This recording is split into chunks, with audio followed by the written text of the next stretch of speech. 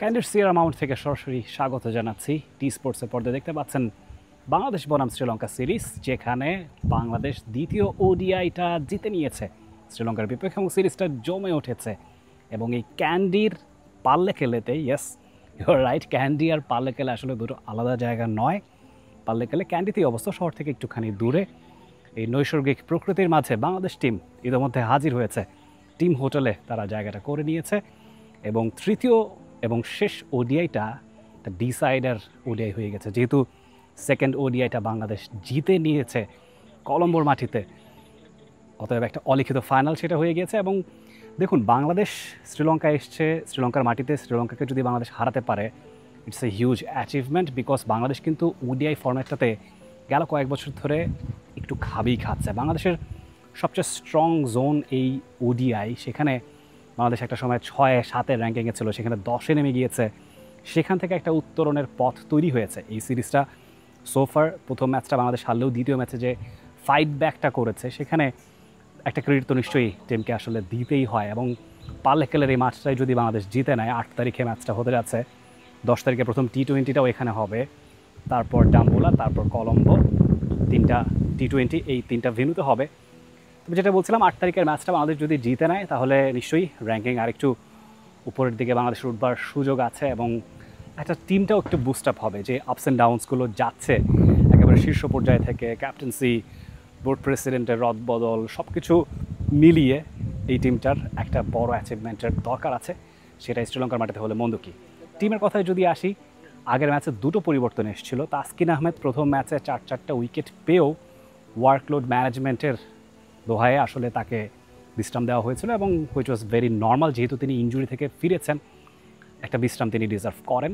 তবে থার্ড ওডিআইটাতে তাসকিন আহমেদকে কিন্তু দরকার বাংলাদেশের এই টিমটার। হাসান মাহমুদ তার পরিবর্তে খেলেছিলেন, খুব যে ইমপ্রেসিভ বোলিং তিনি করে ফেলেছেন সেটা নয়, সহজাতভাবে Taskin Ahmed might get a come back.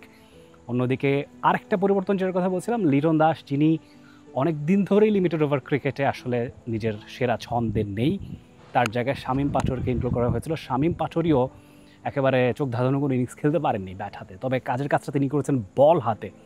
চমৎকার বোলিং তিনি করেছেন, টাইট বোলিং করেছেন, একদম জুৎসই ওডিআই বোলিং পারফরমেন্স, একদম পুরো দস্তুর স্পিনারের মতো তিনি বলটা করেছেন।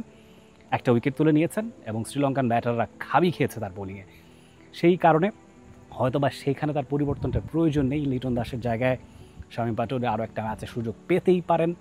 টপ অর্ডারে একটা ম্যাচে তানজিদ তামিম, আরেকটা ম্যাচে পারভেজ হোসেন ইমন হাফ সেঞ্চুরি হাঁকিয়েছেন। আর মোহাম্মদ নাঈম শেখ, তার ব্যাপারেও কথা হচ্ছে যে তিনি সুযোগটা পাবেন কিনা, এখন ইকুয়েশনটা একটু জটিলই হয়ে গেছে। অন্যদিকে আর খুব বেশি পরিবর্তনের সুযোগ তেমন একটা নেই বাংলাদেশ দলে। টিম ম্যানেজমেন্ট চাইলে একটা দুটো হয়তোবা এক্সপেরিমেন্ট করে দেখতে পারে, বাট সিরিজটা যখন জমে উঠেছে, একটা ফাইনাল ম্যাচ হয়ে গেছে অলিখিত, তখন আসলে আর সেটার প্রয়োজন হয়তোবা নেই। লেটস সি কী হয়। বাংলাদেশ আসলে এই মাঠটায় ইতিপূর্বে 2টো ম্যাচ খেলেছে। 2023-এ সবশেষ এশিয়া কাপের টিমটায় যারা খেলেছিলেন তাদের অনেকেই এই স্কোয়াডটায় আছেন। মোহাম্মদ নাঈম শেখ আছেন, তানজিদ তামিম আছেন, মুস্তাফিজুর রহমান, তাসকিন আহমেদ, নাজমুল হোসেন শান্ত, মেহেদি মিরাজ, একগাদা নাম। প্রায় দেখলে মনে হবে হুবহু সিমিলার টিমটাই এই সিরিজেও খেলছে। সো সেই অভিজ্ঞতাটা আছে, যদিও সেই ম্যাচটা বাংলাদেশ 5 উইকেটে হেরেছিল, লো স্কোরিং একটা ম্যাচ হয়েছিল। আর 2013-তে প্রথম যখন বাংলাদেশ এখানে খেলেছিল, তখন কিন্তু বাংলাদেশ জিতে নিয়েছিল এশিয়া কাপের বড় মঞ্চে। শ্রীলঙ্কাকে শ্রীলঙ্কার মাটিতে পাল্লেকেলেতে হারিয়েছিল বাংলাদেশ। সেই টিমটার বাংলাদেশের স্কোয়াডেরও আর কেউ নেই, ইনফ্যাক্ট শ্রীলঙ্কার স্কোয়াডেরও কেউই আসলে এই টিমটায় নেই। সো সেই সোনালি অতীতের দিকে তাকালে চলবে না। হ্যাঁ, বাংলাদেশ 3 উইকেটের ব্যবধানে ম্যাচটা জিতেছিল, ইট ওয়াজ a huge achievement back then, 2013 সালে প্রথমবার পাল্লেকেলের মাটিতে জিতা।